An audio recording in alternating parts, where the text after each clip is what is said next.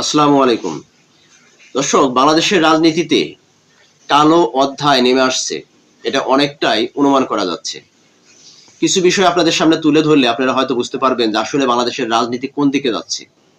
দেখুন, সম্প্রতি কয়েকটি মিডিয়ার মাধ্যমে প্রকাশ পেয়েছে যে শেখ হাসিনা খুব শীঘ্রই দেশে ফিরছেন, খুব শীঘ্রই দেশে আসছেন এবং বাংলাদেশের দায়িত্ব সে আবারও নিতে যাচ্ছে। তবে প্রশ্ন জাগছে, তখন তারেক রহমানের কি হবে? তারেক রহমান কি খুব শীঘ্রই দেশ থেকে বিতাড়িত হবেন বা পলায়ন করবেন? এরকম প্রশ্ন যখন রাজনীতিতে যখন চলমান, বিভিন্ন চার দোকান থেকে শুরু করে আড্ডাখানা থেকে শুরু করে এবং টকশোর ময়দানে একই প্রশ্ন বারবার ঘুরপাক খাচ্ছে যে শেখ হাসিনা আসলে কি বাংলাদেশে আসতেছেন, তিনি কি আসতে পারবেন, তিনি যদি আসেন তাহলে তারেক রহমানের কি অবস্থা হবে। দেখুন, এই প্রশ্নগুলো যখন সবার মনের মধ্যে, তখন আমার আপনার সকলের মধ্যে এই প্রশ্নগুলো বারবার ঘুরপাক খাচ্ছে। আজকে এই প্রশ্নগুলোর সমাধান করার চেষ্টা করব। দেখেন, শেখ হাসিনা খুব শীঘ্রই যে দেশে ফিরবেন সেটার পূর্বাভাস আরেকটু মানে কঠিন ভাবে দিয়ে গেছে। সেটি হচ্ছে, গতকাল একটি নিউজের মাধ্যমে আমরা জানতে পারলাম যে সাবেক ইন্টারিম সরকার অর্থাৎ অন্তর্বর্তীকালীন সরকারের পররাষ্ট্র উপদেষ্টা যিনি ছিলেন তৌহিদ সরকার হোসেন, এই তৌহিদ হোসেন তিনি জানিয়েছেন যে শেখ হাসিনার দল আওয়ামী লীগ যে একদম ব্যান্ড হয়ে গেছে বা আওয়ামী লীগ যে একদম নিঃশেষ হয়ে গেছে এরকম কিছু না, বা হয়ে যাবে তাও না। আওয়ামী লীগ আগামী নির্বাচনে অংশগ্রহণ করতে পারে, এটা মোটামুটি নিশ্চিত। তার এই কথার উপর ডিপেন্ড করে অনেকটাই নিশ্চিত হওয়া গেছে যে আগামী দিনে বাংলাদেশের রাজনীতিতে কিছু একটা হতে যাচ্ছে। শেখ হাসিনাকে উদ্দেশ্য করে তিনি বলছেন যে শেখ হাসিনা দেশে ফিরবেন, আওয়ামী লীগ দেশে ফিরবেন। আওয়ামী লীগ নিষিদ্ধ হয়ে যাওয়া মানে আওয়ামী লীগ একদম শেষ হয়ে যাওয়া না, বা শেষ হয়ে যাচ্ছে সেরকম কিছু না। এবং আগামী জাতীয় নির্বাচনে অংশগ্রহণ করতে পারে এরকমও পূর্বাভাস তিনি দিয়েছেন। তার মানে কি, তিনি যখন এই পূর্বাভাসটা দিচ্ছেন অবশ্যই কোনো অন্তরালে কোনো ঘটনা ঘটছে, কারণ সে সরকারের একটা অংশ ছিল এবং পররাষ্ট্র মন্ত্রণালয়ের দায়িত্বে ছিলেন। তার কথাটাকে ফেলে দেওয়ার মতো না। আরেকটি বিষয় হচ্ছে, বিভিন্ন পত্রপত্রিকার মধ্য দিয়ে ইতিমধ্যে কিন্তু ঘোষণা হচ্ছে যে শেখ হাসিনা খুব শীঘ্রই দেশে ফিরতেছেন এবং শেখ হাসিনাকে নিয়ে অনেক রকমের নিউজ তৈরি হচ্ছে ইদানিংকালে। এবং বাংলাদেশের অন্তরালে যে রাজনৈতিক যে একটা কালো অধ্যায় বা ধোঁয়াশা সৃষ্টি হচ্ছে সেটারও কিন্তু অনেক বহিঃপ্রকাশ আমরা লক্ষ্য করতে পারতেছি। বর্তমান সরকারের আইন প্রশাসন একদম একদম শেষ। প্রশাসনিক কর্মকর্তা থেকে শুরু করে কনস্টেবল পর্যন্ত আমার মনে হচ্ছে না যে বর্তমান যে স্বরাষ্ট্রমন্ত্রী আছে এনার কোনো কমান্ড মানে তারা। কারণ এই প্রশাসনটা বিগত 17 বছর আমলে, শাসন আমলের গঠিত কিন্তু প্রশাসন। তো নিশ্চয় সেটা অনুমানই করতে পারতেছেন যে এটা প্রশাসনটা এখনো পর্যন্ত আওয়ামী লীগের প্রশাসন। তো এই প্রশাসনকে ডেলে সাজাইতে হলে নতুন করে আবার ঊর্ধ্বতন কর্মকর্তা থেকে শুরু করে এবং কনস্টেবল পর্যন্ত সাজাইতে হবে। তবেই বর্তমান যে সরকার আছে সেই সরকারের চেইন অফ কমান্ড তারা পালন করবে। দেখুন, আজকে সরকার সবচেয়ে ব্যর্থ প্রশাসনিক ভাবে। আইন শৃঙ্খলার পরিস্থিতি এতটা অবনতি হয়েছে, এতটা নিচে নেমে গেছে, যেটা নিয়ে বাংলাদেশের প্রত্যেকটা মানুষ, প্রত্যেকটা শ্রেণীর মানুষ কিন্তু এটা নিয়ে আলোচনা করছে, সমালোচনা করছে। সরকারের এই 3 মাসের সফলতা ব্যর্থতা দিয়ে গবেষণা করে বা তাকে বিচার বিশ্লেষণ করা যাবে না, তার ভালো মন্দ বিচার বিশ্লেষণ করা যাবে না। একটি সরকারকে ভালো মন্দ বিচার বিশ্লেষণ করতে হলে তাকে অবশ্যই সময় দিতে হবে। ন্যূনতম 6টা মাস তাকে সময় দিতে হবে। সেই সময়ের পরিপ্রেক্ষিতে তার ভালো মন্দ জাজ করতে হবে। দেখুন, আজকে শেখ হাসিনাকে ঘিরে যে রাজনৈতিক ধোঁয়াশা সৃষ্টি হয়েছে, রাজনৈতিক অন্তরালে কোনো কিছু ঘটতে যাচ্ছে বা কোনো কিছু হতে যাচ্ছে সেটার পূর্বাভাস অনেক কিছুই লক্ষ্য করা যাচ্ছে। সরকারের ব্যর্থতা, শেখ হাসিনার বক্তব্য প্রকাশ এবং শেখ হাসিনাকে দেশে ফিরে আনার ব্যাপারে অনেক রাজনৈতিক শক্তিগুলো তারা তৎপরতা চালিয়ে দিয়েছে। এবং ডিপ স্টেট যেটাকে নিয়ে বলা হয়, বাংলাদেশের অন্তরালে যে একটা ডিপ স্টেট বলতে একটা রাজনৈতিক বা একটা শক্তি আছে, তারাও কিন্তু তৎপরতা চালিয়ে দিয়েছে শেখ হাসিনাকে দেশে আনার জন্য। এবং আওয়ামী লীগ যে অচিরেই দেশে ফিরবে সেটার অনেক পূর্বাভাস, অনেক কার্যক্রম, অনেক কিছুই আমরা লক্ষ্য করতে পারছি। দর্শক, এই ব্যাপারে যখন প্রত্যেক শ্রেণীর মানুষ কিন্তু এখন একটা বিষয় নিয়ে কিন্তু গবেষণা করতেছে। দেখেন, আমাদের বাঙালি মানুষ হচ্ছে আমরা ইমোশনাল। গতকালে কি দেখায় আমরা আজকে ভুলে যাই। তো সরকারের, শেখ হাসিনা সরকারের আমলে 17 বছরের যে দুঃশাসন ছিল, যাই ছিল, সেটা কিন্তু এই গত 3 মাসের বা 6 মাসের ভিতরে অথবা ইন্টিম সরকারের 1.5 বছরের ভিতরে কিন্তু বাঙালি জাতি আমরা ভুলে গেছি। আমরা এখন মনে করছি, অনেকে বলার চেষ্টা করি যে শেখ হাসিনার শাসন আমলই ভালো ছিল। দেখুন, শেখ হাসিনার শাসন আমলের সময় কি অবস্থা ছিল একবার যদি আপনি ব্রেনকে সার্চ করেন তাহলে হয়তো বা ধরতে পারবেন। কিন্তু বিষয়টা হচ্ছে, আমরা বাঙালি জাতি, আমরা বারবার এই জাতিগুলো বারবার আমরা অতীতের বিষয়গুলো আমরা ভুলে যাই বিদায় আমরা বারবার প্রতারিত হই। সেই কথা বাদ। কিন্তু বর্তমানে যে রাজনৈতিক পরিস্থিতি, এই ধোঁয়াশা সৃষ্টি করছে কোন একটা মহল, এটাকে আমরা প্রশ্রয় দিচ্ছি। আমরা যার যার জায়গা থেকে আমরা এটাকে প্রশ্রয় দিচ্ছি, এটাকে আমরা অ্যাকসেপ্ট করে নিচ্ছি। আজকে যখন শেখ হাসিনা আসার গল্প শুনছি তখন আমরা কিন্তু অনেকে এটাকে আমরা কি বলছি, স্বাগতম, ওয়েলকাম জানাচ্ছি। হ্যাঁ, আওয়ামী লীগ একটা সময় দেশে আসবে। আওয়ামী লীগ বাংলাদেশের জন্মলগ্ন থেকে, বাংলাদেশের জন্মের পূর্ব থেকে আওয়ামী লীগের প্রতিষ্ঠা। আওয়ামী লীগ বাংলাদেশের স্বাধীনতা সার্বভৌমত্বের জন্য সে ব্যাপক অবদান আছে। আওয়ামী লীগ ব্যান্ড করে দিলে সে ব্যান্ড হয়ে যাবে না, কিন্তু আওয়ামী লীগ রিফাইন্ড আওয়ামী লীগ বাংলাদেশে আসুক সেটা সবাই চায়। কিন্তু সেই পুরনো শাসন, পুরনো নেতৃত্ব, সেটা যদি আওয়ামী লীগ আবার সেইভাবে ফিরে আসতে চায় তাহলে সেটা আসলে কতটুকু গ্রহণযোগ্য হবে, সেটা আসলে বাংলাদেশের মানুষ কিভাবে গ্রহণ করবে। যদি সেটা বাংলাদেশের মানুষ গ্রহণ করে তাহলে রাজনীতিতে যে আরো একটা কালো অধ্যায় আসবে, দেশের পরিস্থিতি যে অনেকটাই ঘোলা হয়ে যাবে, সেটা কিন্তু বাঙালি জাতি এবারও কিন্তু তারা ভুল করতে যাচ্ছে বলে আবারও কিন্তু সেটার পূর্বাভাস দেখা যাচ্ছে। দেখেন, আজকে আমরা এই জাতি বারবার প্রতারিত হই কেন? কারণ আমরা বিগত সরকার আমলের স্মৃতিগুলো সহজে ভুলে যাই। 17 বছর আমলের আওয়ামী লীগের শাসন আমল আমরা কিন্তু খুব সহজে ভুলে গেছি, যার কারণে আমরা আওয়ামী লীগ আসবে ফিরে আমরা আনন্দিত হয়েছি, আমরা বিচলিত হচ্ছি না। এর কারণেই আবার নেক্সট টাইমে যদি আওয়ামী লীগ সরকার গঠন করে তাহলে কি পরিস্থিতি হতে পারে সেটা পরবর্তীতে আমরা বাঙালি জাতি উপলব্ধি করতে পারবো। দেখুন, একটা জাতি, একটা দল যখন দেশ থেকে বিতাড়িত হয়ে যায়, বিতাড়িত হওয়ার যে অপমান, অপদস্থ, এই জিনিসটা কি সেই দল, সেই সংগঠনটা কি সহজে ভুলবে? যে সমস্ত সংগঠন, যে সমস্ত নেতাকর্মী বা যে সমস্ত সাধারণ মানুষগুলো এই আওয়ামী লীগ সরকারকে বিতাড়িত করার পিছনে তাদের অবদান ছিল, আওয়ামী লীগ যদি কখনো ফিরে আসে খুব সহজেই আবার পুরনো নেতৃত্বে, তাহলে একবার ভেবে দেখুন যে ওই সমস্ত সাধারণ মানুষ থেকে শুরু করে রাজনৈতিক দল কর্মী তাদের কি অবস্থাটা হতে পারে। এটা একবার অনুমান করেন, চোখটা বন্ধ করে অনুমান করবেন যে আওয়ামী লীগ কি করতে পারে। তা আওয়ামী লীগ খুব সহজে ফিরে আসতেছে, এটা উৎসাহ যেরকম হচ্ছেন, আবার ভেবে রেখেন যে আওয়ামী লীগ যদি সহজে ফিরে আসে তাহলে আপনাদের পরিণতিটা কি হতে পারে সেটাও আপনারা ভেবে রাখেন। তো আরেকটা বিষয় হচ্ছে যে যতটা সহজ, খুব ততটা সহজও হবে না। আমরা দেখেছি বিগত আমলের বিএনপি সরকারের সময় তারেক রহমানের 17 বছর লাগছে ফিরতে। হয়তো আওয়ামী লীগের এতদিন লাগবে না, খুব অল্প সময় আসতে পারে, স্বাভাবিক।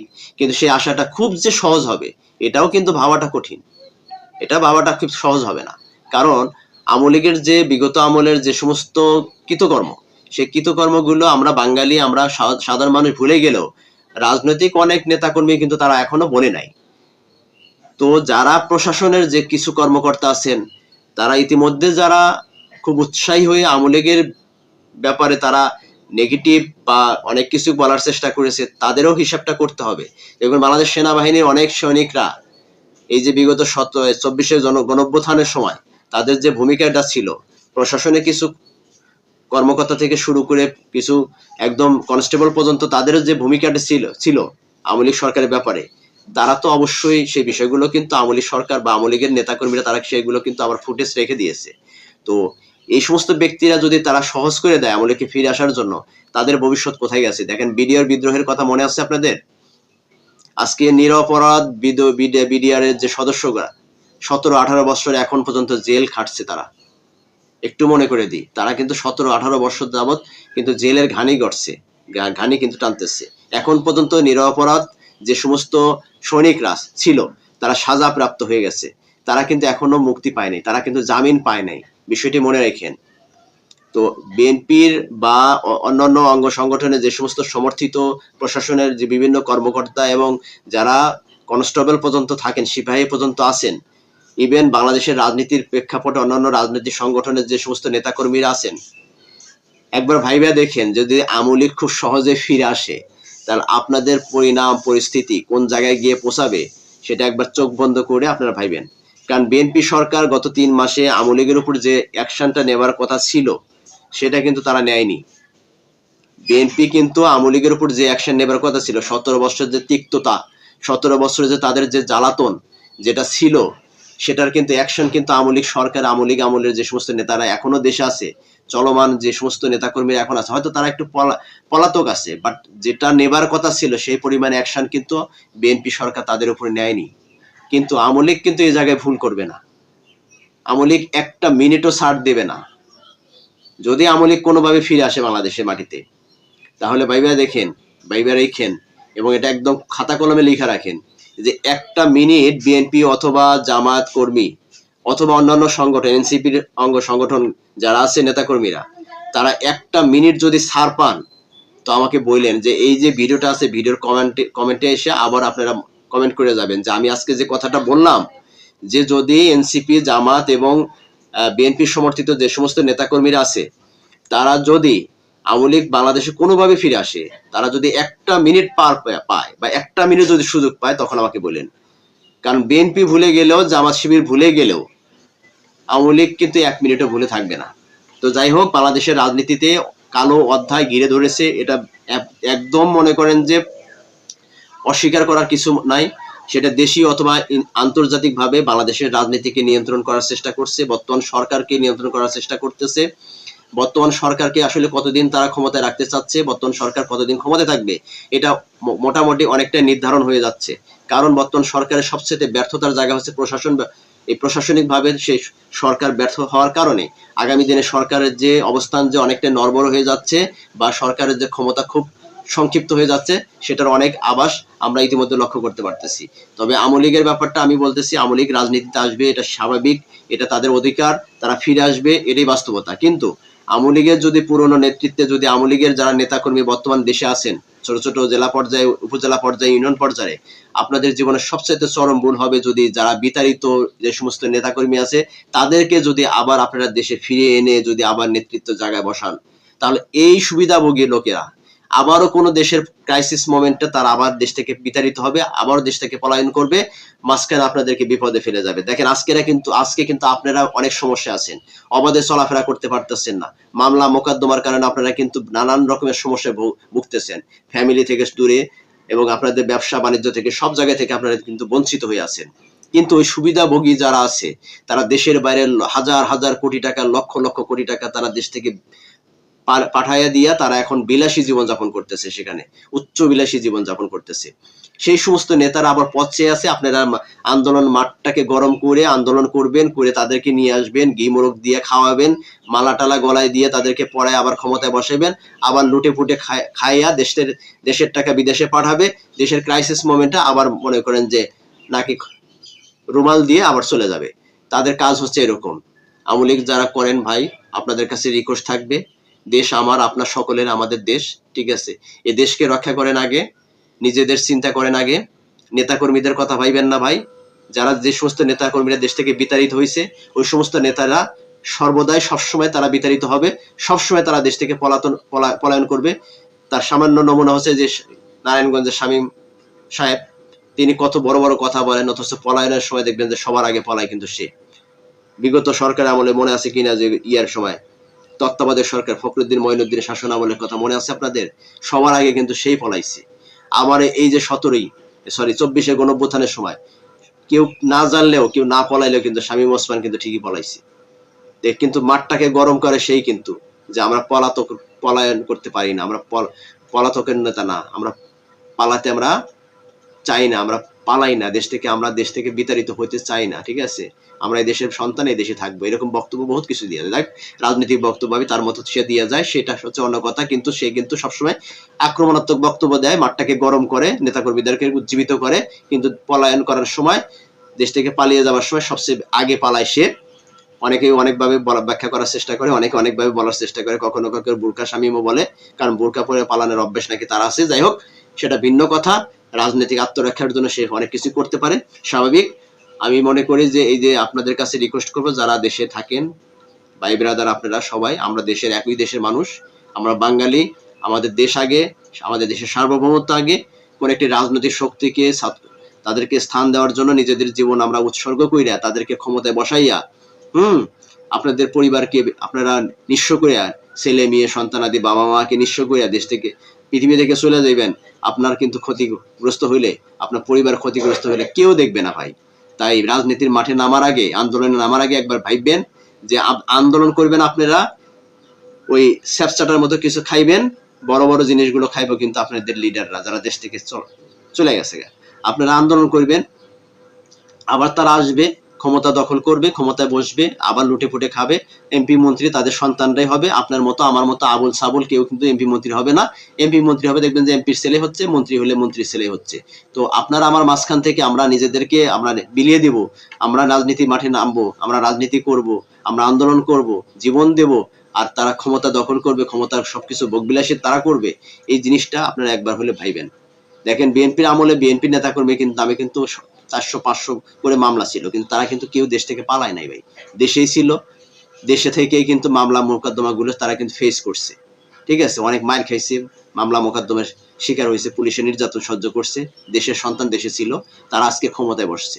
লুটে পড়ে খাই যাই করুক, দেশের সন্তান দেশে আছে। কিন্তু আপনাদের একটা হিসাব মনে রাখেন, দেশের টাকা বিদেশে পাঠাইয়া দিয়ে আপনাদের বিপদে ফালাইয়া দিয়ে দেশ থেকে বিতাড়িত হয়েছে। তো এই জিনিসটা মাথায় রাখবেন। যাই হোক, আওয়ামী লীগ আসুক, সেটা আমরা সবাই চাই, কিন্তু সেই আওয়ামী লীগটা যদি একটা পরিশুদ্ধ আওয়ামী লীগ আসবে, কারণ বাংলাদেশ স্বাধীনতা সার্বভৌমত্বে তাদের অবদান আছে। এই আওয়ামী লীগ তারা অবদান রাখছে, ঠিক আছে, আওয়ামী লীগের নেতৃত্বে দেশ স্বাধীন হয়েছে। তো আওয়ামী লীগকে আমরা চাই না ব্যান্ড হয়ে যাক, আওয়ামী লীগের কার্যক্রম নিষিদ্ধ আছে, এটা রাজনৈতিক একটা সিস্টেম, আবার ফিরে আসবে এটা চাই, কিন্তু আওয়ামী লীগ যেন একটা পরিশুদ্ধ আওয়ামী লীগ আসুক, নেতৃত্ব চেঞ্জ হয়ে আসুক, ঠিক আছে, যারা দেশ নিবেদিত, যারা দেশের জন্য প্রাণ দিতে প্রস্তুত, দেশকে ভালোবাসে, যত বিবাদী হোক দেশ থেকে বিতাড়িত হবে না, দেশ থেকে পলায়ন করবে না, সেই সমস্ত নেতারা আওয়ামী লীগের নেতৃত্বে আসুক, দেশটাকে যেন একটু ভালোর দিকে নিয়ে যায়, দুর্নীতি লুটপাট এগুলো যেন না করে, সেই সমস্ত আওয়ামী লীগ নেতাকর্মীকে আমরা চাই, অবশ্যই চাই।